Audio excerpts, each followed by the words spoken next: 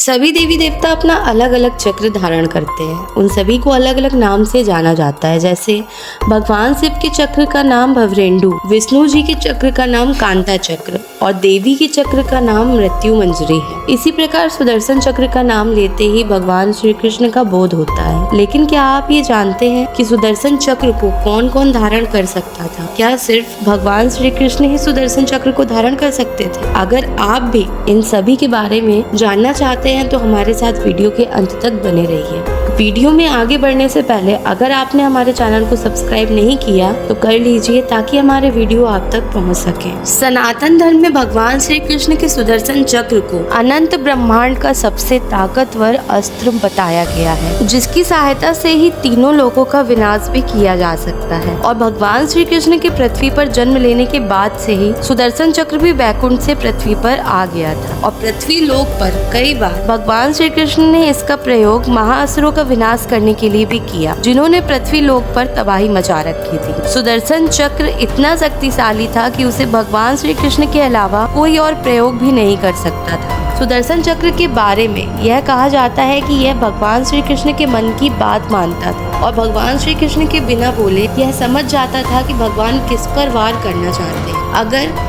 एक बार भगवान श्री कृष्ण ने सुदर्शन चक्र को किसी के ऊपर छोड़ दिया तो वो चाहे किसी भी लोक में छुप जाए, सुदर्शन उसका पीछा करके उसका अंत कर ही दिया करता था। जब तक भगवान श्री कृष्ण पृथ्वी लोक पर रहे तब तक भगवान श्री कृष्ण ने सुदर्शन चक्र का प्रयोग किया। पर क्या कभी आपने सोचा है कि जब श्री कृष्ण पृथ्वी लोक को छोड़कर चले गए तब भगवान श्री कृष्ण के शक्तिशाली सुदर्शन चक्र का क्या हुआ? क्या सुदर्शन चक्र भी श्री कृष्ण के साथ वैकुंठ चला गया था या फिर आज भी ब्रह्मांड में यह सबसे ताकतवर हथियार पृथ्वी लोक पर ही कहीं छिपा हुआ है? दोस्तों, भगवान श्री कृष्ण सुदर्शन चक्र को अपने दाएं हाथ की छोटी उंगली पर पहनते थे, जो देखने में बिल्कुल ऐसा लगता था कि जैसे कोई चमकदार अंगूठी श्री कृष्ण की उंगली में तेजी से घूम रही हो। विष्णु पुराण में तो यह भी लिखा है कि सुदर्शन अपना आकार छोटा या बड़ा कर सकता था। सुदर्शन चक्र इतना शक्तिशाली है कि वह अपने आकार को एक तुलसी की पत्ती से भी छोटा कर सकता था और भगवान श्री कृष्ण की आज्ञा मिलने पर अपने आकार को ब्रह्मांड से भी बड़ा कर सकता है। इसलिए जब भगवान श्री कृष्ण उसे पहनते थे तो ज्यादातर समय वह छोटे आकार में ही रहा करता था। लेकिन जब श्री कृष्ण उसे किसी पर आक्रमण करने की आज्ञा देते तब वह आवश्यकता अनुसार अपना आकार कर लेता था। तो दोस्तों, आपने देखा होगा कि श्री कृष्ण का सुदर्शन चक्र कितना शक्तिशाली था। आपको हमारी ये वीडियो कैसी लगी हमें कमेंट बॉक्स में जरूर बताइएगा और ऐसे ही सनातन धर्म से जुड़ी जानकारी के लिए हमारे चैनल को सब्सक्राइब जरूर करें। श्री राधा वल्लभ, श्री हरिवंश।